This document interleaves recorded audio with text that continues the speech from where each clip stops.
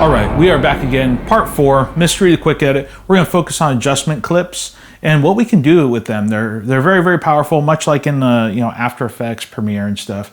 But I got a little spin on things, and let's take a look at what we're going to build with this.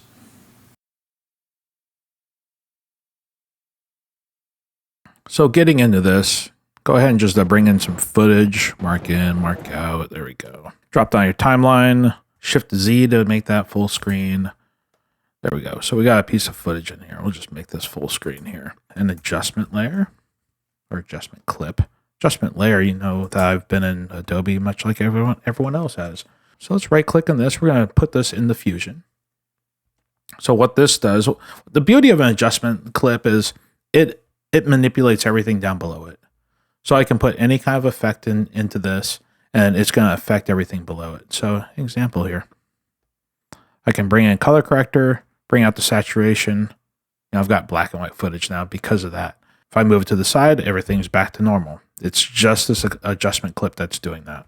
So what's powerful about this in this speed edit type of workflow is I can create some cool looks and then just apply that to the top of my commercial, and then it's just there.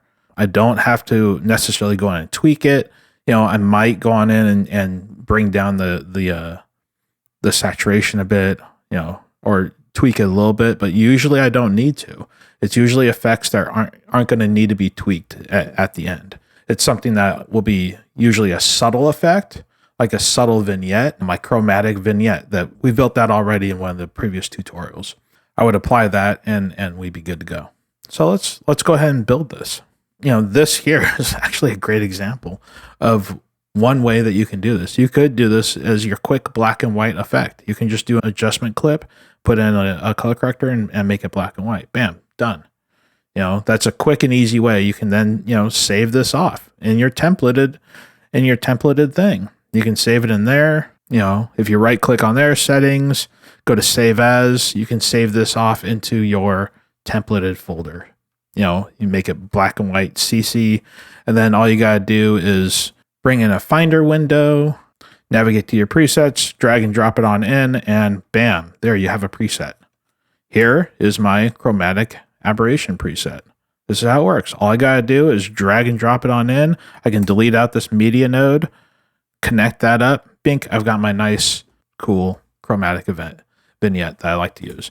This would be one thing that I would do. Like in a normal situation, I'd have this right here. Let's go ahead and build something new just so it's kind of cool and fun. Okay, where'd that media node go? Let's undo, get back to the media. There's our media output.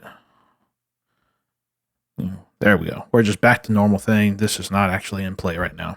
How about we make some fun little glitchy effect to as a transition-y type of element. So let's just pop on a color corrector, bring the contrast up, bring that on up.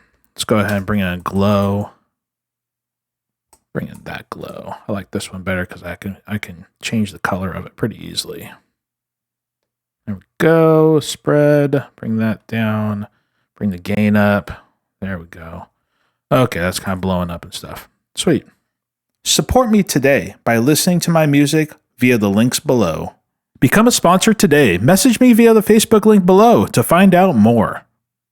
Now, what's kind of fun with this is if we just we have that clip there. If we just go on in every couple frames and chop it.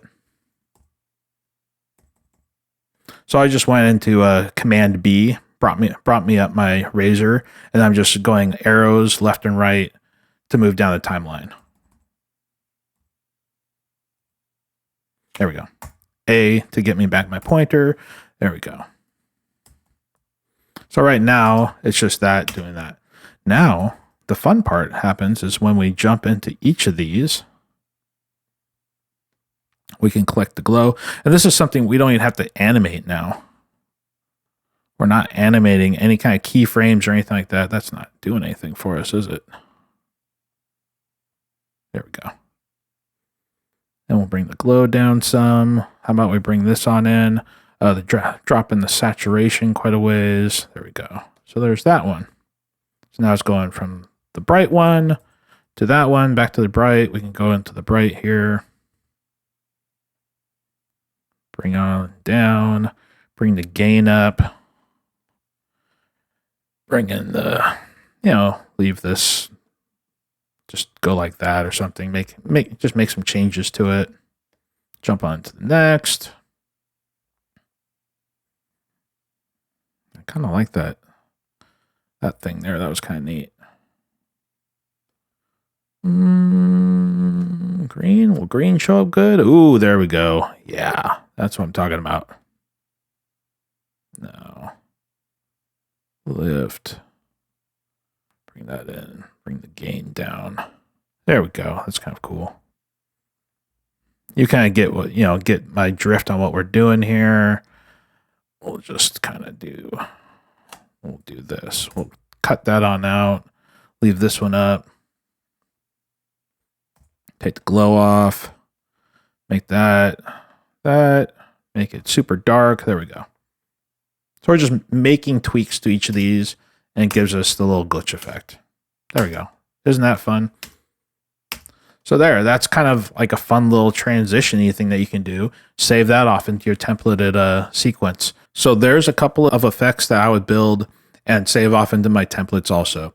Into my templated sequence, or into that file structure, or pull it on in and save it into your file structure of just all of your cool little things, your cool little presets. You can save them into here and then drag and drop them into Fusion.